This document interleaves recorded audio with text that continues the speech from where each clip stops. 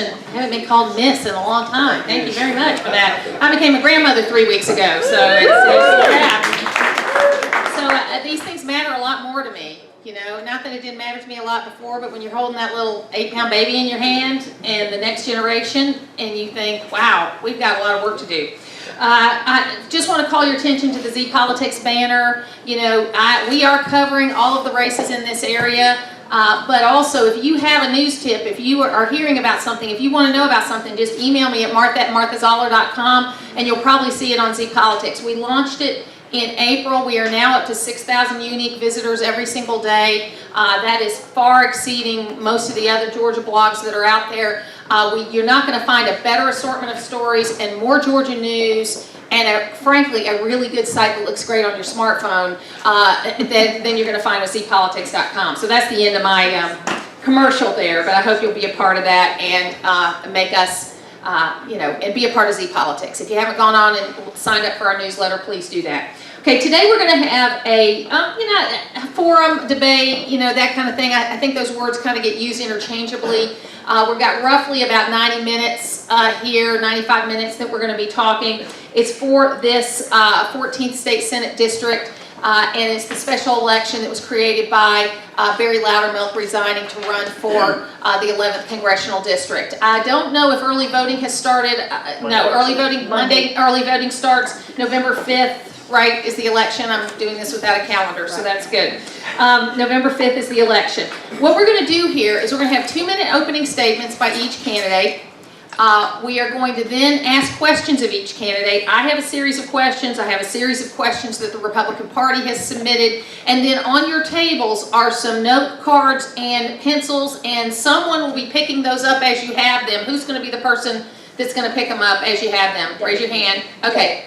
As you go around, if you have one, hold the card up and someone will come by and pick it up, and we will ask questions from the audience. I will, at my discretion, will ask the question. I'm going to ask every question you submit, but you might have several people submit the same question, so we'll try to put them together so that we keep things moving along and we get as much information as possible. You're going to have 2 minutes to answer each question, and then if someone is named in the question, in the answer, if there's an attack, if there's someone named, then at my discretion, we will allow the person who was called out, if you will, to respond for a minute, to be able to answer whatever the question is. So our goal here is to make these candidates look good, to get as much information out as possible so you can make an informed decision. Now, I know a lot of you folks in here have already made your mind up, okay? But there's also people out here that haven't made their mind up. And so we want you to be able to have that information. And one of the beauties of this kind of format is that you can really hear unfiltered these candidates. Okay, so joining us today, all the candidates that were announced in this race were invited to come. There were conflicts for a couple of the candidates, but with us today we have Dean Sheridan, Matt Lothridge, right? Did I get that right? And Bruce Thompson. I'm a radio girl, so I don't have to spell it right, but I do have to say it right. So I just want to be sure I do that. And we're going to start with a 2-minute opening statement. Again, we'll have 2-minute answers to questions, 1-minute rebuttals, and a 2-minute closing statement at the end, and we'll get to as many questions as we can. So let's start with Bruce Thompson for the opening statement for 2 minutes. First of all, good morning. Good morning. Some of you, okay. Start over. Good morning. Good morning. My name is Bruce Thompson, and as you know, I'm running for District 14. I'd like to thank everybody for being here and also Martha for being our moderator. I've been described as a businessman that cares. I think it matters. C, you need to be compassionate and cooperative. A, you need to be held accountable for your actions, not only in your district, but down at the Capitol. R, we should be respectful. I think we should be responsible. And we should be a good example for our district and our state. And E, ethics matters. It matters not only in our district, but it matters once we get down to the Capitol. And we need to be engaged. Engaged not only down at the Capitol, but back in our district. I'm a product of the American dream. I've always been a Republican, supporting the principles of lower taxes, less government intrusion, and more personal responsibility. As a farm boy with very little, certainly not experiencing any privileged life as some, I learned that hard work, honesty and drive equals opportunity. An opportunity by the way of a wrestling scholarship to college. An opportunity to serve honorably in our military. I started my first legitimate company, automatic swimming pool covers, at the age of 23. That company currently has a payroll of over $500,000. I also have the 3 Allstate offices, 2 currently and 1 to open in Adairsville soon, and 2 software companies that I operated in the last 5 years. The total payroll is a little over $1.5 million. I say that not to impress you, but rather to say I understand the difficulty taxation and heavy-handed legislation places on our businesses. Ladies and gentlemen, if each person took personal responsibility for their actions and accepted the consequences of those actions versus dismissing them as certainly some guidelines in our life, we would all be better for it. My name is Bruce Thompson, and I ask for your vote.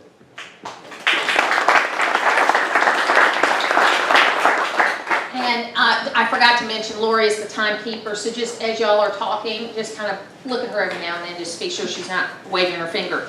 Matt Lawford, you're next. Thank you. My name is Matt Lawford. I'm also running for the state Senate seat, District 14. As a business owner with a lot of families depending on me already, I understand what it means to have a good organization. And to have that, you need to have people that are qualified and able to give you the best ability for answers when you have the tough questions. And I know how to surround myself with those types of people. On the economic development, that is one of the issues that I'm going to be challenging. It's going to be a public service to where we need to have less government. We need to get away from red tape that's stifling our businesses. We need to make sure we bring good jobs to this area, not just multiple jobs, but skilled jobs. As an elected official, I'm not the one that's going to be bringing the jobs. It's going to be my duty to let businesses thrive to bring those jobs here. Education is a huge passion of mine. I understand that we need to create an innovative and creativity in the classroom, and teachers can do that. Local school boards can do that. The government cannot. We can't have our teachers teaching to a standard. We can't have our teachers stifled by regulations. We can't have our teachers stifled by what we think a mass education should be. We need to have peer pressure in the classroom, and we need to have the ability for teachers to do that. Excuse me. Again, we need to have government transparency. That's what we need with government reform. We need clarity, and we need the honest ability to know what's going on in Atlanta. And with that, my name is Matt Lawford, and I'm also running for the state seat. Thank you.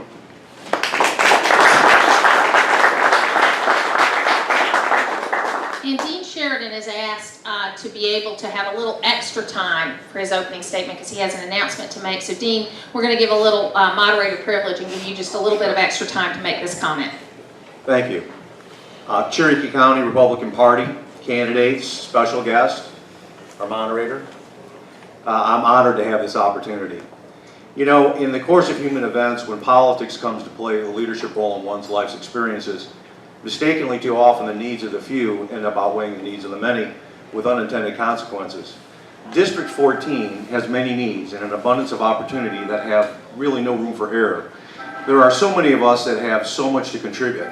Sometimes all of this gets lost in the minutia of egos, bad agendas, and whatnot,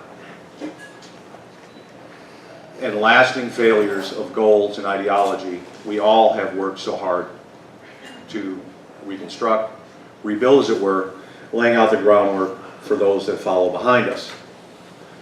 It has been said that leaders lead, but true leaders give ambition for others to lead. For me, this race is about you, for all of you, the constituents in 14. I simply refuse to make this about me. Too often lately, factors, rumors, false accusations, opportunities of winning this race, I fear, are becoming just that. It is as if, politically speaking, the value of this race has taken on its own life within the race. Originally, as you know, my entrance in this race was a sprint that we can win, and we still can. This race is all about Cherokee County, and it still is. And I can't echo those sentiments enough. My greatest fear is that by continuing my campaign, in effect, we together will leave the door open for a candidate in the 14th race that does not hold our values and our ideology. Our core principles will split the upcoming vote in District 14. And with this, I refuse to take that risk for all of you. You know me as a doer, one who unites, a fiscal conservative, and a fighter. The business challenges my family must go through, combined with what I now believe is a prolonged campaign, is at risk. One the district and my family can ill afford to misjudge. With that, I regretfully resign my candidacy effective today. Personally, I am inspired by all the real hard work the last 2 years that I refer to as the new Republican Party in Cherokee County has done. In particular, the work Chairman Davies, along with the other chairmen, have done in the surrounding counties with our resolution reaffirming the belief in constitutional principles, transparency, and accountability to a constituency. In that spirit, if we really mean what we represent as a constituency, we must abide by it, and I will take the first step. I mean to live by it, by example, and we must put some teeth into our beliefs and ideas. If you read our resolution, specifically paragraph 5, it speaks to the Republican Party. Among other concerns about political expediency, I challenge each and every one of you to really read the entire resolution, noting that paragraph 5. What does it say to you when one of the candidates for District 14 has not voted but one time, once, in 16 or more years on the Republican ballot? This type of political expediency must now end. And I, in the district, need your help to make sure this candidate in 14 and the voting record become part of their record, along with their agenda, I suspect. This systemic concern has been going on in government for far too long. I think that I want to thank each and every one of you for sharing this special time with me today. And I will be serving my community in a capacity that you see fit in the coming years, being the most effective conservative that I can be. God bless you all.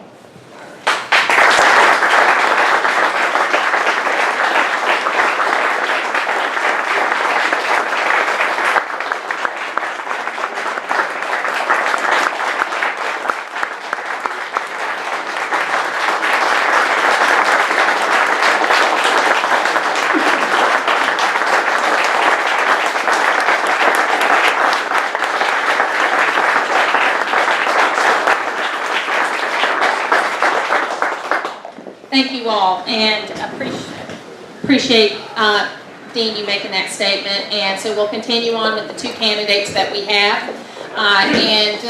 You know, it is important to know where the role is and what the role is and what your role is in it. I mean, I ran for Congress last year. I didn't win, but I found another role, another place to be involved. And I think that that's extremely important to do. So we thank him for offering himself and then for the statement that he made. Okay, we'll continue on with this questions, and I've got a whole list. We've got a list from the party, but let's start with the questions that come from the people that are out here, and then as we do that, we'll fill in. This doesn't surprise me that this is the first topic that's come up, and it has to do with education. As you know, actually the first two questions that were submitted had to do with education. As you know, around 54% of the state budget has to do with education. We are spending, you know, property taxes and state revenues and SPLOST and eSPLOST and all of this stuff on education.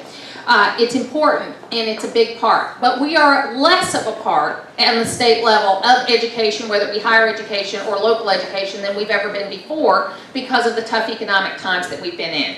The first question is, and we'll start with Bruce Thompson, what is your position on school choice, charter schools, and the rolling back amendment that was passed last year? Bruce Thompson.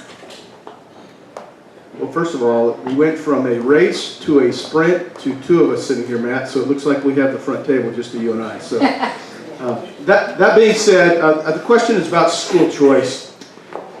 First of all, let me make it clear. I think education rests at the feet of the parents.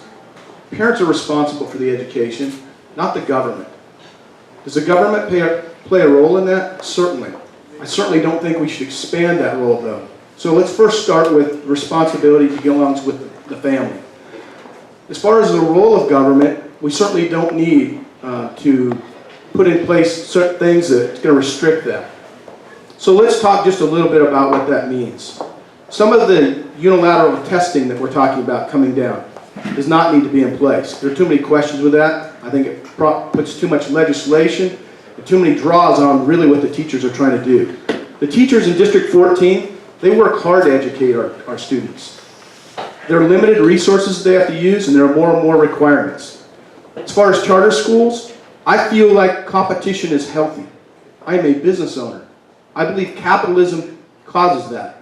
I believe the opportunity should exist in public school, private school, charter school, and whatever it takes to make sure that we produce well-educated students that then go on and become productive parts of society. Okay, Matt?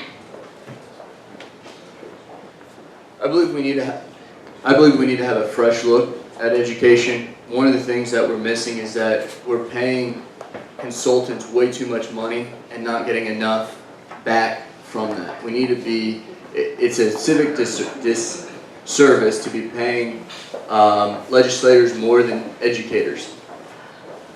With that said, we need to have a clear economic development that brings money to the education field. Low property tax is not going to help. It's not that we need to raise property tax. What we need to do is build the value back in the homes, and that's with the skilled labor jobs. But to answer the question on schools, charter schools, what we need to have is parent-run, teacher-run type charter schools, not corporations where they look for the nickel and dime and to keep the money. We need to have a good perspective on how the curriculum for the public schools are being chosen, and we need to get the parents' involvement into the classrooms as well. Okay, great. The second question has to do with education also. While Cherokee County schools are among the best in the state based on test scores, $500 million only buys us schools in the lower half of the United States. How would you improve overall education in Georgia without adding more money? And we'll start with Matt on this one. Thank you. The way we're going to do that is kind of how I answered the first question. When you bring jobs that are not just low income into the market, we're going to be able to take more revenue from that into the schools. Also, the QBE is not failing. It's how we're changing the percentages for that. So the money needs to stay in the localization of where that money started from. We need to be able to to tie in economics, transportation, and education together and bring those decisions back to a local level. That's how we're going to do that. Bruce? That's a great question. As I travel across District 14, it's on the hearts of everyone. So let's first be clear. I think many people in this room and across the district are asking for transparency. I would say that, first of all, we need to take a good, swift look at the funds that come out of the general fund and wind up in our districts in these schools to see where is that money going. I'm not saying we're not adequately funding our education, but I'd like to know where that money is going, first of all, just like you would in a business. If we find out that money is being utilized where it should be, then let's start looking at ways to remove some of the things that are drawing down that money. Frankly, teachers need to educate. The fact that we have so many things and so many restrictions, it puts a burden on these schools. And I'm talking whether it's public, private, charter, whatever. Additionally, if we go into transparency and we take a good look at where the money is going, there should not be a battle going on whether or not it's going to be a charter school or whether it's going to be a private school or whether it's going to be a public school. The reality is we need cooperation across the board to make sure we understand what we're trying to do, which is educate students. One last thing on that. As I look at the numbers, and I'm certainly not an expert on education, but if I look at the numbers that are posted from the Department of Education, they say that we continually rank towards the bottom with SAT scores. That in itself, and I'm not defending it, is a sign that we don't have transparency. And why do I say that? When we're testing 80% of our seniors versus other states that are only maybe testing 10%, how can that be transparent when they're held accountable for those numbers? Let's back out and take a good look at what is our score. And if our score is low, then that gives a good starting point. But the reality is, let's go back to transparency, then make decisions, not throw money at the problem. Thank you. You guys are submitting some great questions. Thank you so much, making my job easy. We'll start with Bruce this time. How would you vote on campus carry and church carry as it relates to gun carry? That's a Second Amendment question, and frankly, I'm a very strong proponent of Second Amendment. We have the right to bear arms. Let's be clear on that. When it comes to private entities, again, I'm not a fan of putting restrictions on those private entities. If you want to carry on a church, that church has the right, in my opinion, to post whether or not you can carry on that church. It's not the responsibility of the state or the federal government to tell us whether we can do that. As far as schools and or churches, it should go back and reinforce the laws that are currently in effect to protect the citizens. More legislation and more laws do not correct that situation. Again, guns do not kill people. People kill people. Thank you. Matt? I agree with the fact that private entities need to be able to decide whether they would want the guns on their property or not. But the Second Amendment is very clear that we have the right to bear arms. Now, on the school level, I think that's up to the local school board and the local administration there, whether they want to be able to bring those into the school. Now, if that is the case, then the people that are carrying it need to go through the same regulation and same education and same training that a police officer would have to do and have to swear through the same type of commitments as they would. But I think that's a local issue for the parents, for the educators, and for the administration on whether or not they think that's a safe opportunity for their school. And we need to stick to our Second Amendment rights there. I want to follow up. We've got the president of Young Republicans for Georgia Tech, right? Or College Republicans for Georgia Tech here today. Georgia Tech's had an ongoing issue where students have been mugged, students have had, and as a mother of a son that graduated from Georgia Tech, I think what we're saying when we say, no, we're going to have a gun-free zone, we're saying, hey, come and mug these kids with iPads and smartphones and laptops and because they're not going to be able to fight back. So it is a local control issue. College presidents overwhelmingly oppose campus carry. They don't want that. So how do you kind of bridge that gap? And we're going to start with Matt, because these are adults on campus. They may have carry permits, they may whatever, but are we creating a situation where they're sitting ducks because we create this big gun-free zone? I agree, and the fact that the gun-free zone is only going to be for the law-abiding citizens, that doesn't stop the criminals to walk into those schools with guns to steal, whether it's iPads or money or anything else, or the safety of those kids. The school's a private school or a state school, if that to me has to go back to the right of carrying. If they have the due diligence to go in and get the carry concealed permit, I don't see any reason why on campus outside they shouldn't be able to carry the weapon. Now inside the classroom, I think that's a different issue, and that rests onto the administration. Bruce. Certainly it's on the hearts of people that attend Georgia Tech and other institutions. But let's be clear. It's personal responsibility. If you attend Georgia Tech and you don't agree with the policies of Georgia Tech, then guess what? You have a vote. Remove the president, remove the administration, and don't attend there. But I don't think legislation coming down from the state is the right answer. It continues to set a precedence that will continue to intrude. I mean, our federal government was not set back during Washington so that we could continue to intrude and grow where we're at right now. Now, that being said, I sympathize. My daughter over here reminds me that she'd like to go to Georgia Tech and play tennis. I'm not a fan of sending her down there and put her in harm's way.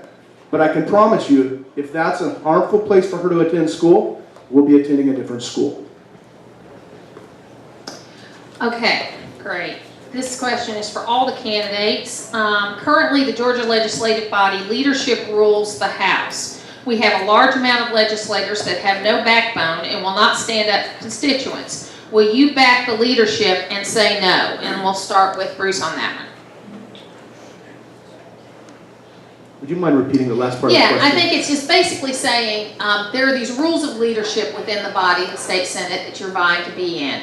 And you know, there's a lot of pressure that's put on members, new and old, to toe the line as far as the leadership is concerned. So are you going to stand up for constituents, and how will you stand up to the leadership and say no if you disagree with them? That's Is that a fair assessment of what you asked? I don't know who submitted the question. Is that a good analysis? Okay, we'll go. Yes. Okay, good. Go ahead. assumptive and assuming it is, right? Because sometimes when I'm reading somebody else's writing, I want to be sure I get it right. Yes. So, first thing is we've got to make sure that we've got voters that are educated.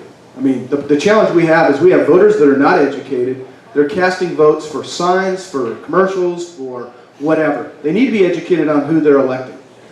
When they elect somebody, they're hiring them, just like I would hire someone. And they're expecting them to do a job. So we should hold our elected officials accountable to go down there and represent the constituents of this district. If we do that and we hold them accountable, then this question would not even come into play. So to answer your question, yes, I would properly and represent the constituents of District 14. Not what my vote is, but what the district wants. Matt. Well, I can tell you that it's going to be easy for me to say yes to that, but the hard part is to tell you how and why I'm going to do it. Of course, you need to back the constituents first, but the way you're going to do that is through knowledge. Whether they're educated or not, the problem is knowledge to the constituents. So part of that's our responsibility as legislators to make sure that our constituents in our district is well informed. That's our responsibility, whether it's on our website. It's our responsibility to let them know of laws that are coming up, what it actually says, and not trying to get our agendas into the literature of that law, but to be able to understand what that law is clearly saying and all of the amendments below that law. So that's the true answer. It's a knowledge problem. So to back the constituents, we need to be able to be very clear with them that we have a lot of social media, we have websites, we have all these things, but if it's still hard for myself to get on the iPad and find out what a bill is and what it's trying to say, and I have to Google through 3 different things, that's not transparency. So part of my commitment on that is my website's going to have true transparency of what the law is actually saying on an easy read, and so we can make decisions together. Okay, this next question is for Matt Lothbridge. Says that there have been questions about where you live, whether you have an arrest record, and whether you have what your voting record is. And so this person wants you to address those things. Okay, I live, that person's not reading the newspaper. It's been very obvious what's going on. I live on the boat, currently found out that the Corps of Engineers for the lake that can't live there, so I moved to an apartment. So all 3 of those things have been in the district for over 2 years. Arrest, I was in a single car accident. I was avoiding deer and refused a breathalyzer at the time. And then when I got to the station, I asked for it and was denied. So it's a pending issue right now. So, you know, in this country, you're innocent until proven guilty, and I haven't had court yet. And then what's the last Voting record, what your voting record is. I mean, have you pulled ballots? I guess what they're wanting to know is have you pulled ballots in the Republican Party, and what have you voted regularly? I voted in the Republican Party each time. Okay. Thank you. Okay, Medicaid is the next issue, and we're going to get to a lot of you. I mean, we got a stack of questions here, so we're going to get to all of them. Other than second to education is Medicaid. Medicaid is the fastest growing portion of the state budget. The governor has said that he will not participate in the exchanges with Obamacare, but we will create our own exchanges. That means the Medicaid rolls are going to grow, and Medicaid is the fastest growing portion of the budget. There's lots of federal strings tied to Medicaid, whether you take Obamacare or not. There are a lot of strings attached to it. What is your view, and this is a question I've been asking candidates like you since 2002, Medicaid has been the fastest growing part of the budget since 2002, and we seem to not have been able to get a handle on it since then, Republicans and Democrats. What's your view on Medicaid and what we need to do as far as healthcare reform, given the parameters that we have and the decisions that the governor has made? And we'll start with Bruce on that. Certainly that's on the hearts of everyone in this room, is this Obamacare situation. First of all, let's make it clear, which is not the question, but I will state it. We need to vote to nullify Obamacare. That being said, I'm sympathetic to the people that don't have health care. I understand that. But if we take a look at Obamacare, I was at a meeting just recently where someone came in and was an expert. They said that there's 200 plus additional authorities that are going to be created within Obamacare to administer Obamacare. Now, I may not be the brightest guy in the room, but if I can't afford this, and I'm going to put 200 plus more authorities within it to fund this with the same money, stands to reason it's going to grow. And something's going to give, just like in my businesses. You either give less product or you raise the cost. It's not more efficient. As far as Medicaid, we have a lot of entitlement programs within this country. Again, we need to be reaching out to help those that truly need help. Matt said it earlier, I completely agree with my friend here, transparency is where it lies. If someone needs help, by all means, we have a right, which should be through the church. The church is not doing their job, to help these individuals. But it's abused. It's abused by people that continue to use the entitlements to be a way of life.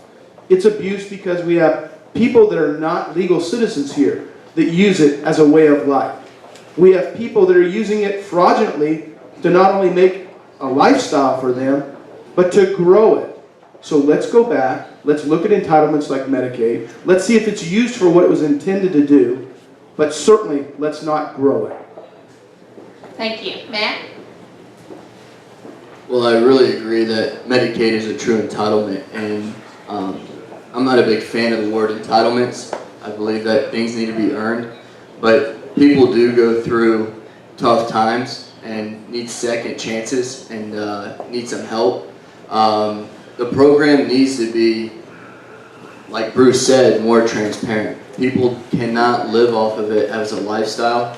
You know, I've seen people on Medicaid that are using drugs and still have it. So the problem relies in that if we all can't, as a self-vested interest, fix that, then you know it's not going to go away, and you're going to be asking candidates till 2030 about Medicaid, and it has to stop at some point. And I believe that